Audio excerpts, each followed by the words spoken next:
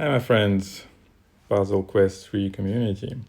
So today I will present my final build for Shaman, and for that first I would need to prepare the final piece that is there for this build, and you will see how expensive it is, how many items you need to sacrifice in order to get your piece of equipment to the perfect state. So let's start. For that, my last piece of equipment that I need is from Dragon King set, so it can only be taken from caches. It is the Dragon Realm ring, I think it's called. I have a few of those. Let's see how many I have. Dragon King set. I have 14 of those, and I was trying to farm the best quality that I can get before I invest all others into upgrading it. Before this farming spree with the ancient coins adventure, I was at the best case scenario with 8 salvage not salvage but sacrificed items. With that ring that has one of the items which is resistance at 60% quality, which means I need to increase by 40%, and it is 8 sacrificed mythics Dragon Realm rings of the same color. After farming, I think I've got like 10 of those, maybe 11 in this farming spree. I still could not get anything much better. Even like 65% I could not get. The best thing I got was these two actually, that are at 64. And 64%, it means that I can use 7 mythics and 1 legendary to upgrade it to 100%. Legendary of the same color. For example, this one. It's relatively bad. Let's see. I think I selected this one. So before we proceed, I would need to change the color, and I also need to put the correct parameters here, because I don't need light starting mana or block damage reduction. I need specifically in that ring ice damage and melee resistance. So let's start. Where is my ring? It's here. We go, and I will search for the pieces. No, wait, I didn't select the correct one. I need to change attribute. So I have one. Unfortunately, it is from the from this set, but I have a few of those. So I have, yeah, it's not the best one. It's a good one, relatively stable. So if I would go and upgrade it to 1000 quality, I would need, I don't know how many of these sabers, but yeah, I think this is the best one, 904. Yeah, so if I sacrifice this one with ice damage 827, and 827 is, I will tell you how many percent of that. 827, I need to be above 64, everything will be fine. It's 74. So I will move this ice damage here over block damage reduction. That costs something. Yes. And the second one is melee resistance that I will take from the Firewalker spare. Firewalker set. This one. Melee resistance 816, it's 73% quality. And I will replace light starting mana.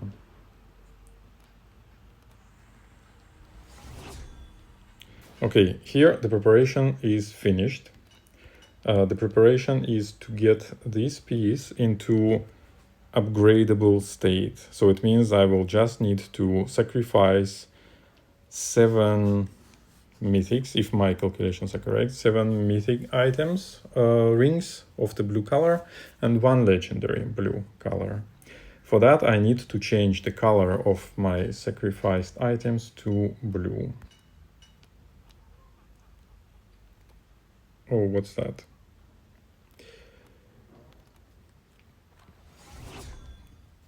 One.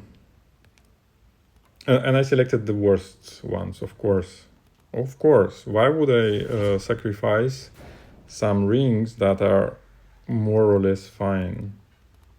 I can keep them for later, maybe for other sacrifices, maybe for something else. I don't know. So these 3, then this one is good in resistance. I will keep it. This one I can sacrifice.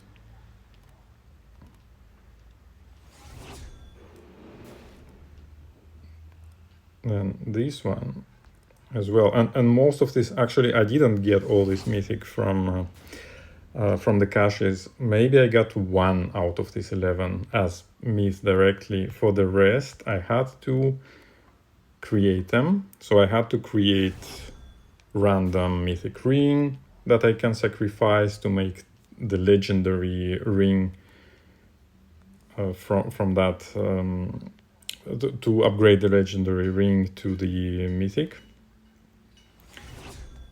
Okay, probably we are fine. 1, 2, 3, 4, 5, 6, 7, and then I wanted to use this one as well because it's the relatively bad quality. Okay, let's see how it goes. Voila. Now just check again last time, just in case. Okay, it's this one. Ice damage, melee resistance, ice starting mana. This is ice mana, ice damage, melee resistance. This is exactly what I need in my ring on my final set. Let's go. And I will not start with the legendary just in case if my calculations are wrong. So this is a poor one. I did something wrong. No, I don't want to do that. I want to keep this, and then I refine the quality.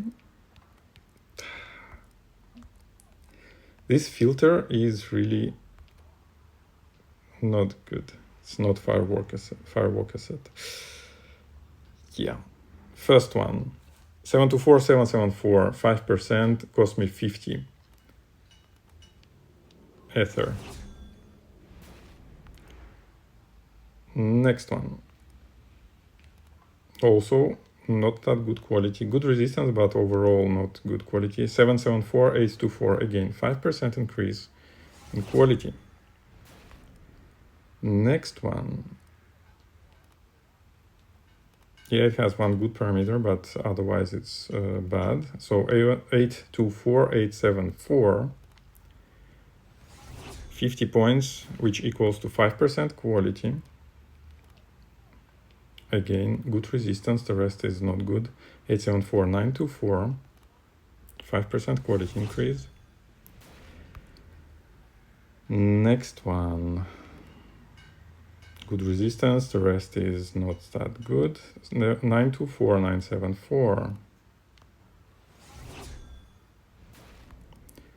And this one, 974, 992. We are reaching already the ultimate state, which would be with this one, it goes to 999, and then I would need to use 1 legendary. And by using just 1 legendary instead of the mythic, I would save myself 1500 to convert 2 relics T4 into the Lightbringer relic. I would save 2000 ore, 1500 ore, and then 2000 ore to get the random ring, and also 1050 ore to convert, and also one glyph and 1 follower crystal. Let's see if that one gets me to the best quality. So I am 242, I need to go to 244, just in case. I will check in my calculator. It is 99%. And what I see, it adds +2 if I sacrifice that legendary ring. Yeah, it actually shows 1000 quality.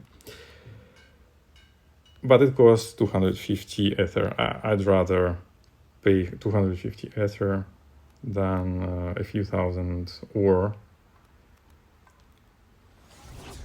And here it is, my ring at the quality 1000. That cost me a lot. And I think that cost you a lot of nerve cells to watch how I do that sacrificing. Now, what I need to do, I need to upgrade this ring. And I have here new set that is waiting for that ring. I need to spend 24 Lightbringer relics. And now I'm done. This is my new set for events.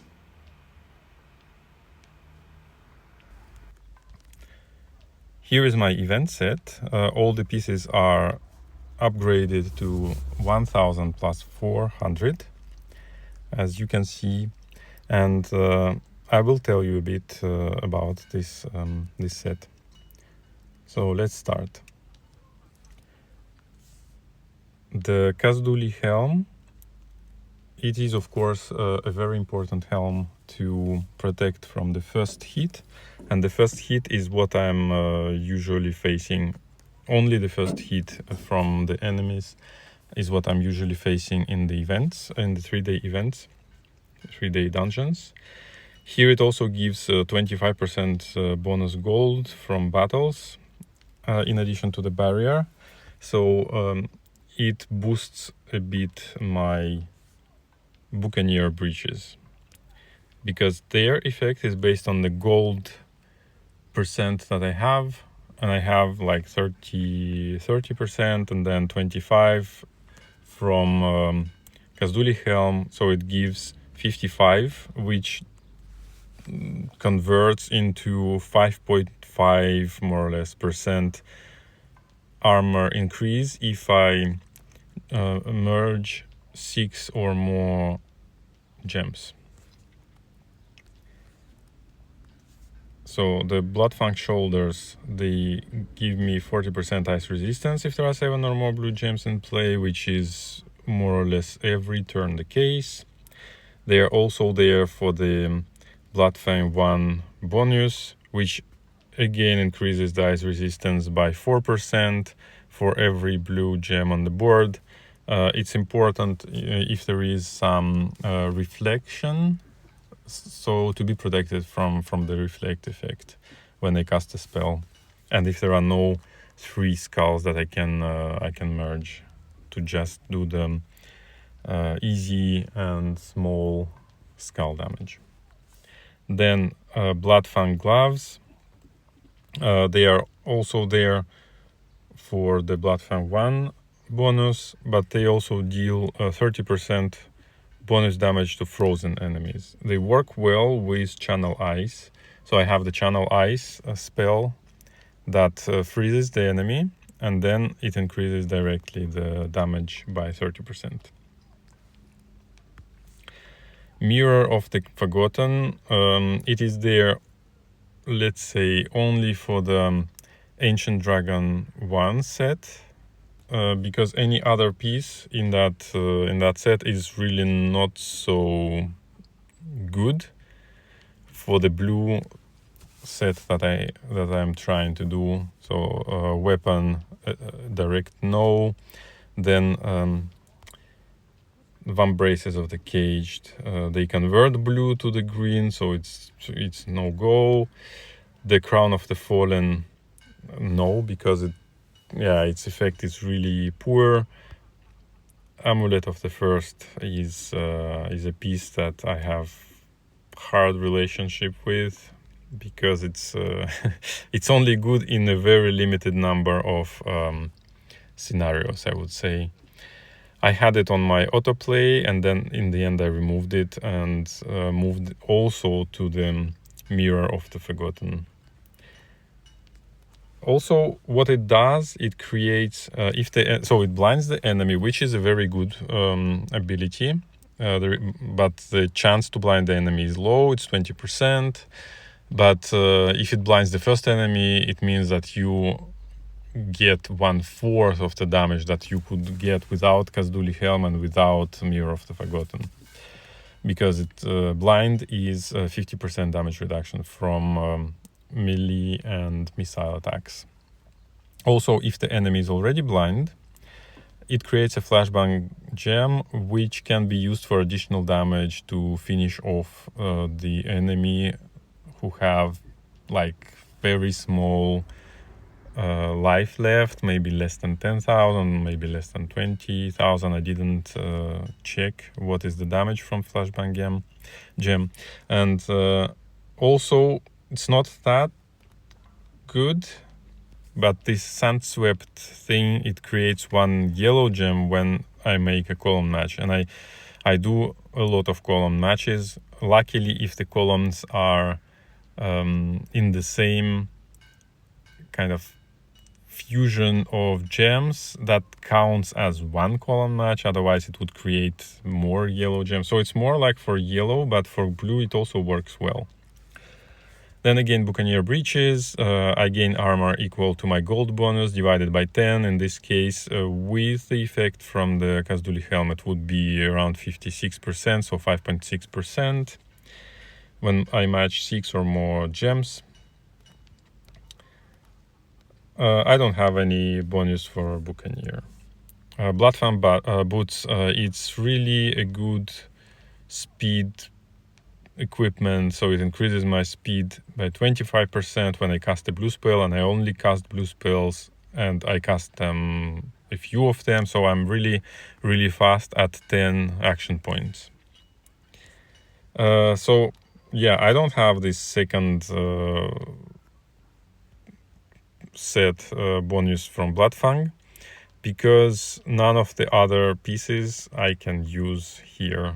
I cannot use the breastplate because I need the Ancient Dragon 1 bonus. I cannot use the shield because I need the Ancient Dragon 1 bonus, and the Twin Blade is no-go for me because I'm using the spell damage. Then Dragon King Axe is a great piece of equipment because it boosts the spell damage dependent on the number of the gems of its color.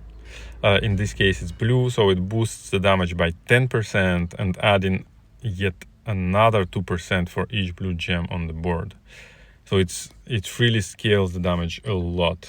And with gem generators, every new spell is even more powerful due to the Dragon King Axe.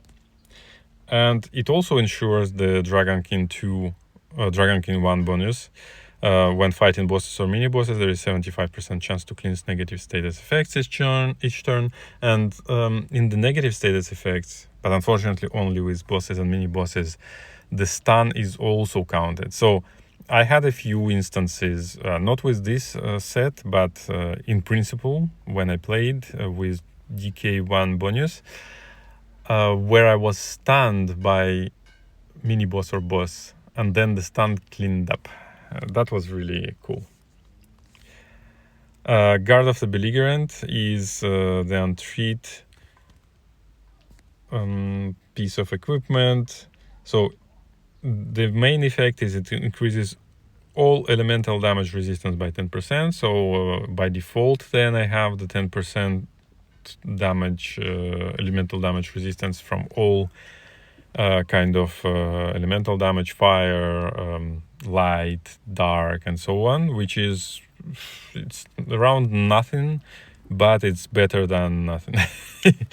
But it's there mainly for this Ancient Dragon set bonus that I was talking about before, and it has a disability actually for the events. It's the untreat effect. So it at the start of my turn, there is a 5% chance to gain a stack of madness and spawn an untreat gem per untreat gear equipped.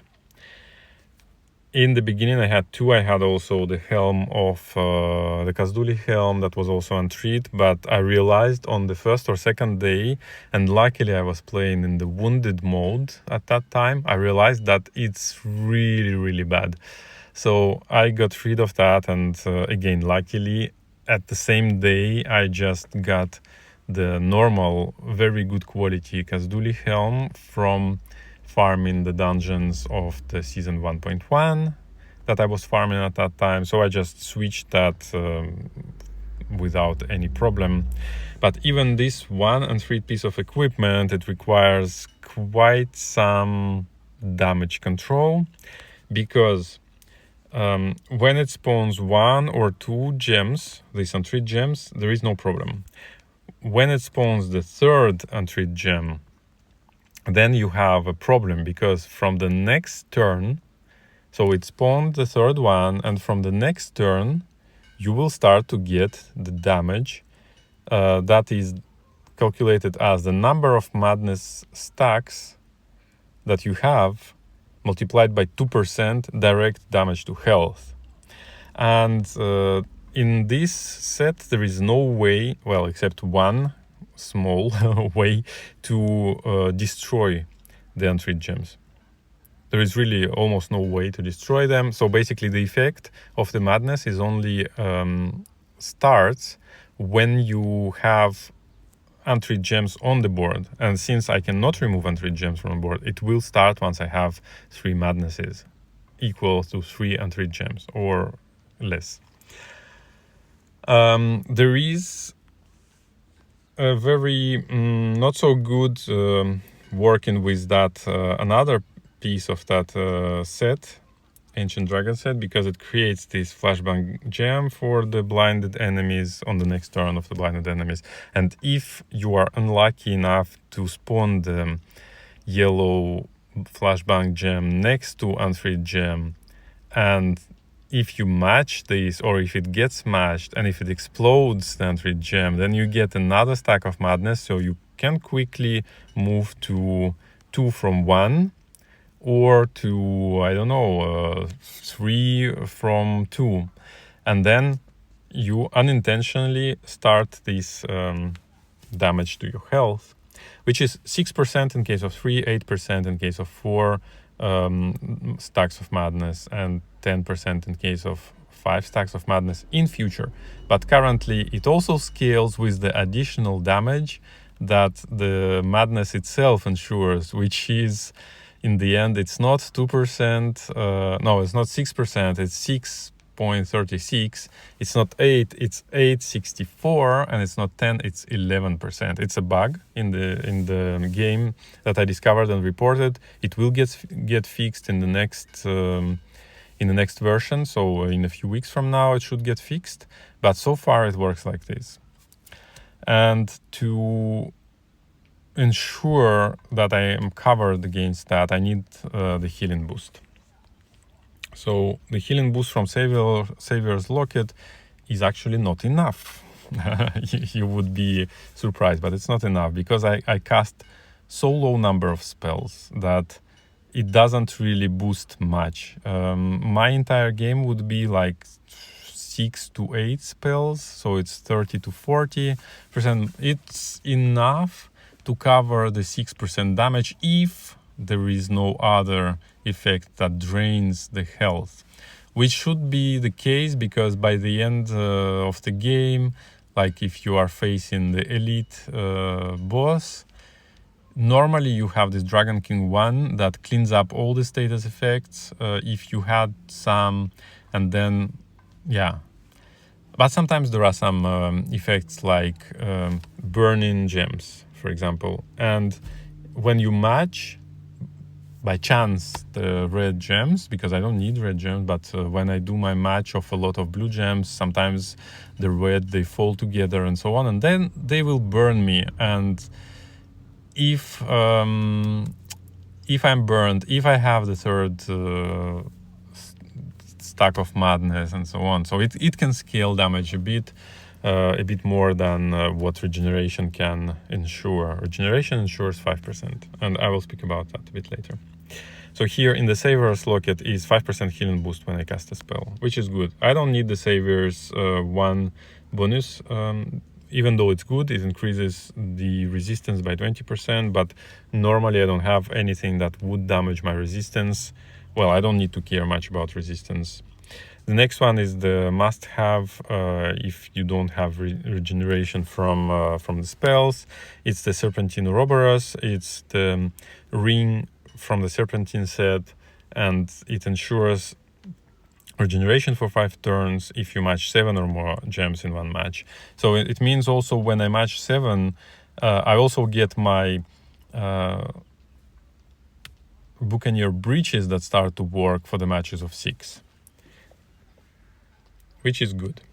The next one is there for Dragon King bonus, and I just shown how I developed that from a really mediocre piece of equipment into 1000 plus 400. I don't even know how much did it cost me.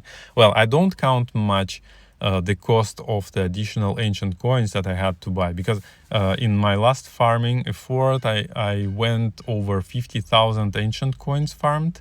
I spent around 40,000, but then 30,000 was enough to gain 11 rings. Most of them, if not all, most except one, were legendary, but even legendary is really good because you can upgrade it. Each upgrade costs a lot, so I will put here the calculation probably of how much did it really cost me in terms of different resources. That can be calculated.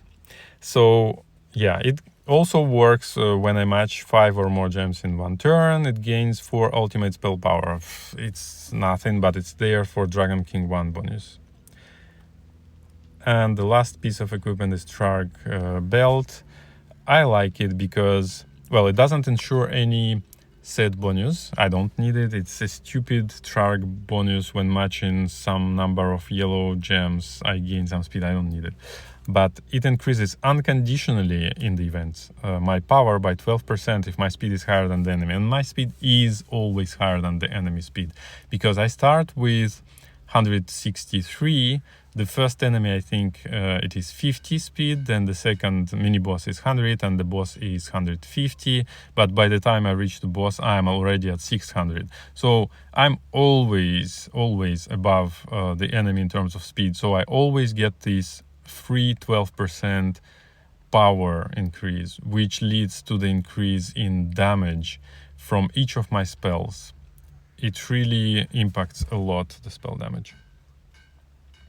And we will see how it works in the fight in the current event. But let me tell you a bit also about my spells. My spells are here. Ray of Frost, super high damage spell, deals 60,000 ice damage, but it's not 60, it will be more when I start a battle. And it creates 8 blue gems, even to scale the damage even more for the next one. Frostbolt is a must-have. It also scales with itself in addition to the Dragon King axe. With each blue gem on the board, it adds 16% for each blue gem on the board. The numbers that I've seen from that Frostbolt are just insane. Just insane. Cockatrice Juju is the stun spell that also applies the bad Juju effect on the target, so it increases by 25% the damage dealt when this effect is applied. This is the cornerstone spell that I have in this build. That's why basically I decided to build the blue spell around Shaman, because it has, or he has, this Cockatrice Juju stun spell. And Channel Ice it creates 9 blue gems and freezes the enemy for 4 turns. That works really well with Bloodfang gloves, and also it works great when I need to start the regeneration from Ouroboros without damaging the opponent. It's just the spell that increases the damage for the next spells. It freezes the enemy, and it allows to create the match 7 that I need for regeneration. Now, what I forgot to tell is about my stats.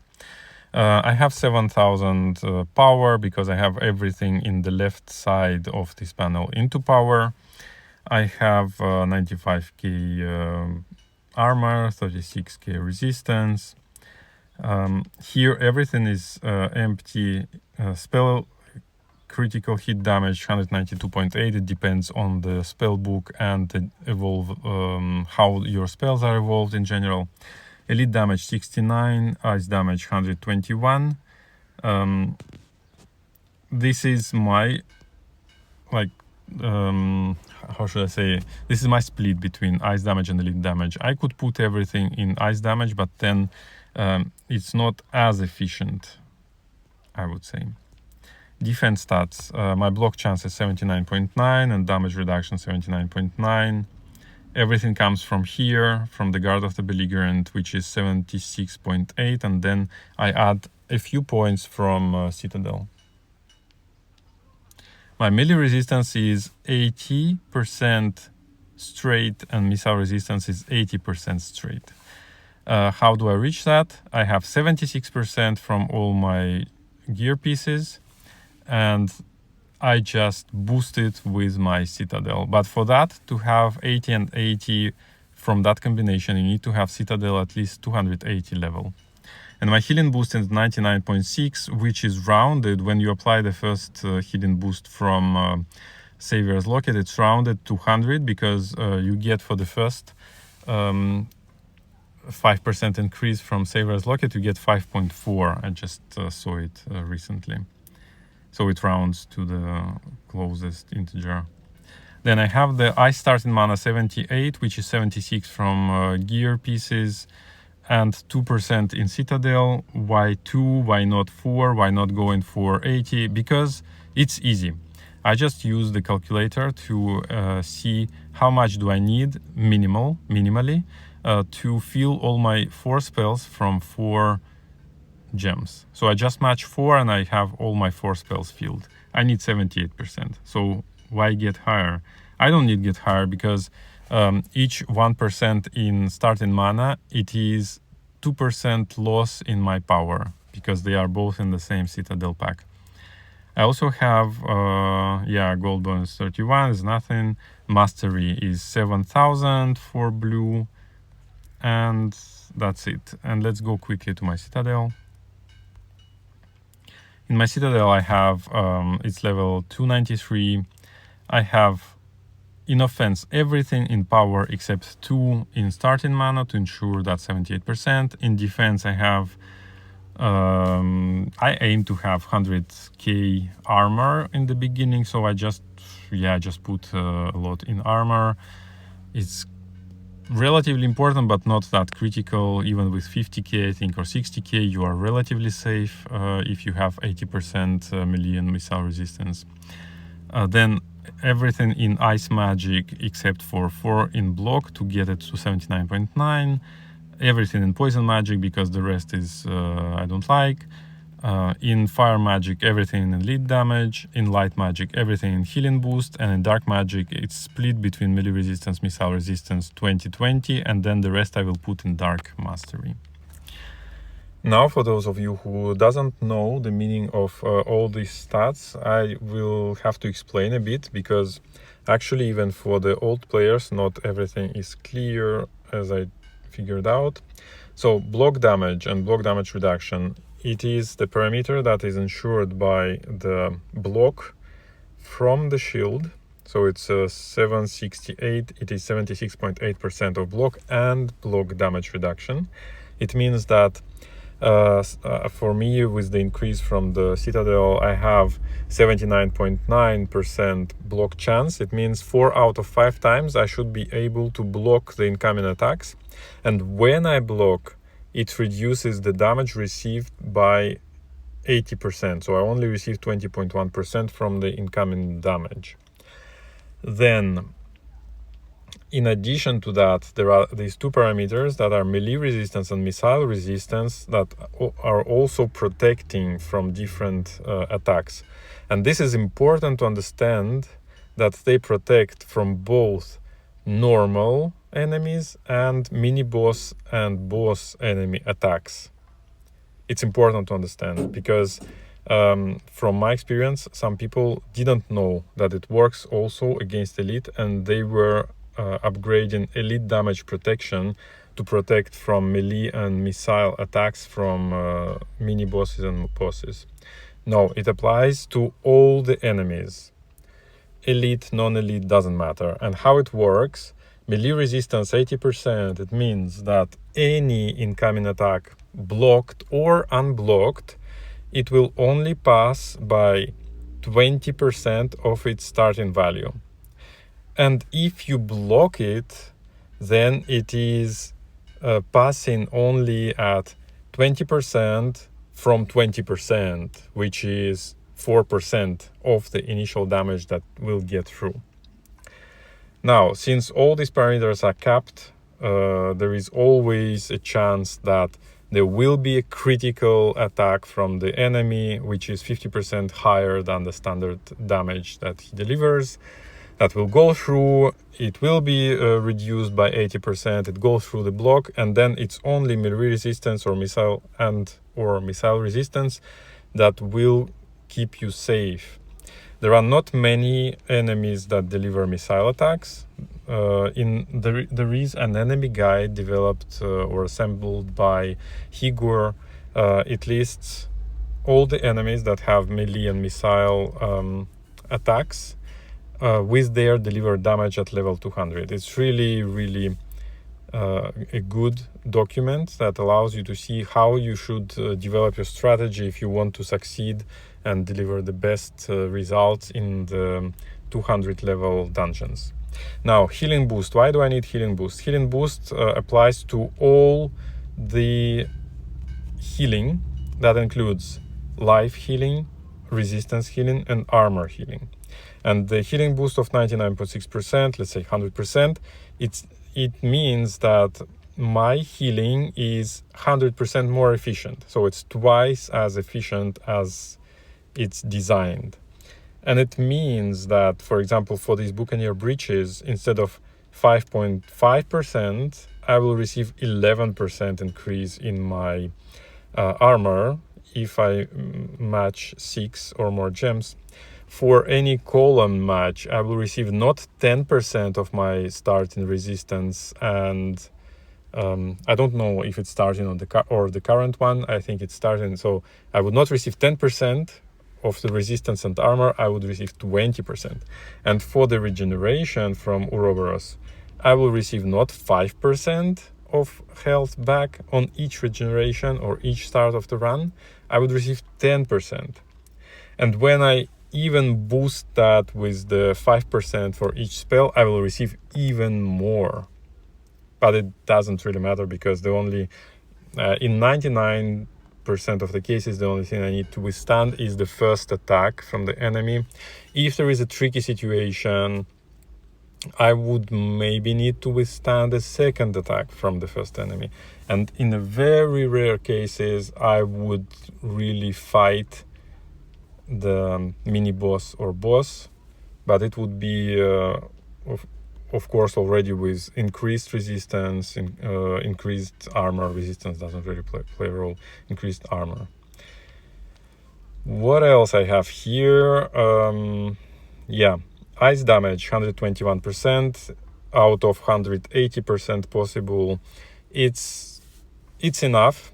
I don't think I need more, because ice damage applies to my damage delivered, so my damage is 2.2 times more efficient, because 100 plus 121, so it's 221% of the base damage. It is sufficient. Then elite damage, it goes on top for mini bosses and bosses, but I don't need the super high damage against the normal enemies, because sometimes I need to keep them alive. And it can be very tricky, because why I would need them alive? Because if I didn't get regeneration yet, I would need them to be alive. And if I don't have my line from the freeze, the only way I can keep them alive is to stun them with Cockatrice Juju, which delivers already quite high damage. And it delivers less damage than Tentacle Slap. So it's less disturbing, but it still delivers a lot. But if I go higher than 120%, then I can compromise my points due to some tricky situation in the beginning of the battle. Then elite damage compensates that, and I don't really need more than that. That's all. So basically I will show you how it works in a couple of fights without any comments, so you can see how fast it is. I'm now at level 200, Dungeon of Light. No enemy is really crazy, no butterfly gems, nothing. It's really simple. Okay, let's go. I cannot not comment this because I have a column match, so now I will have 30% of my armor and 20% of my resistance that will be regenerated right from the start. And I will get regeneration as well. Okay. You see, it's 119. It's interesting. Why did I have a decrease in my armor? I have to check. Do I have anything? Yellow gems will click blind. Reduce armor by 5% of starting armor. Okay, it's yellow gems. Regain 5% of max resistance. So it's all these effects that overlap there. Oops, don't need to do this. Tack.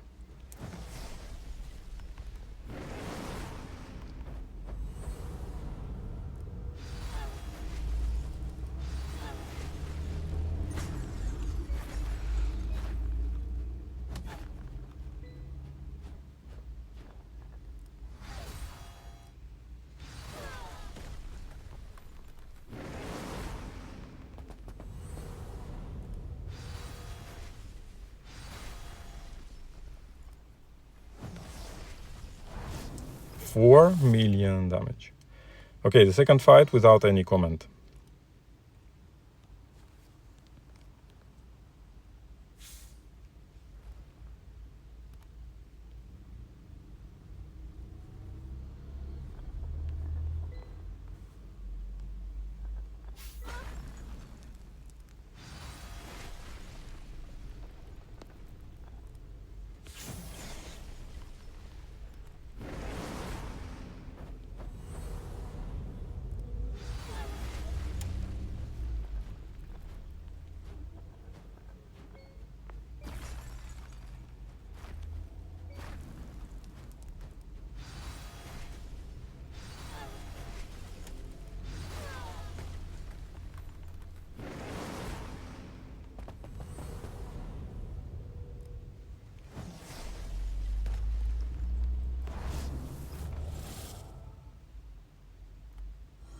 That's it. You see how fast it is. And I will do a couple of fights with comments a bit later. I will add it to that video. Now let's do some commented fights, and let's go.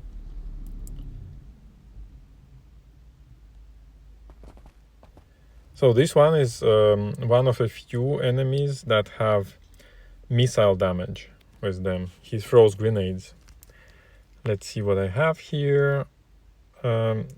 Yeah, I can assemble already 7 to get regeneration, but let's see with what I start. My power is 7,987 with 856 that come from the Trark belt. I have a barrier from the Kazduri helm. I have ice damage resistance 80% due to the shoulders and the Blood Fang bonus, set bonus 1. I have 10% on all other resistances to the magic attacks due to the belligerent shield. And healing boost is 99.6, and I have the gold bonus 56.3% due to again the Kazduri helm, and I have 12,000 ice mastery. This guy has the base damage 197,000 of missile damage, so if it's not blocked, I'm dead. if it goes through the block. If my melee resistance would be 0, if he goes through my block, then I would be dead. With the critical, it would be, with the critical hit, that would be around 300,000. Now, with 80% melee resistance, if it goes through the block, I just get no, I'm mistaken, because I have also the barrier that reduces the next damage by 50%, so it would be not 200,000 or 300,000, it would be half of that. And then 20% of that half would be something that I receive now, if block doesn't work. Let's see.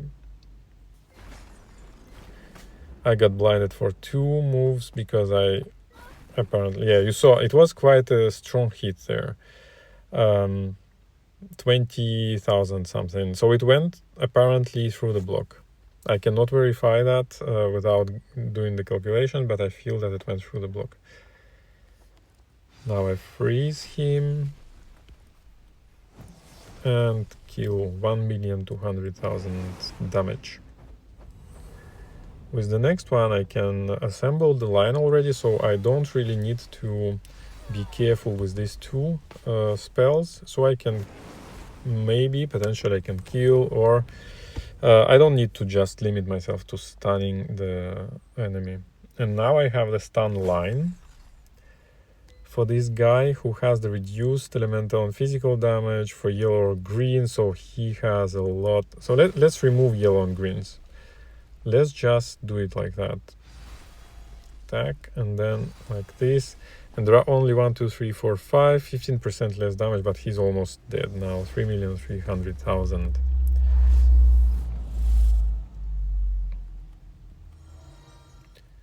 Let's do one more. And yeah, I wanted to look at my healing boost at the very end in my standard battle approach. How big would it be?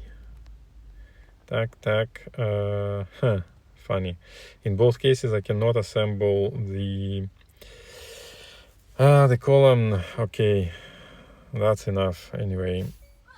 So this guy just hit me 3,000, which means his 137,000 damage was blocked by melee resistance and by the block, apparently.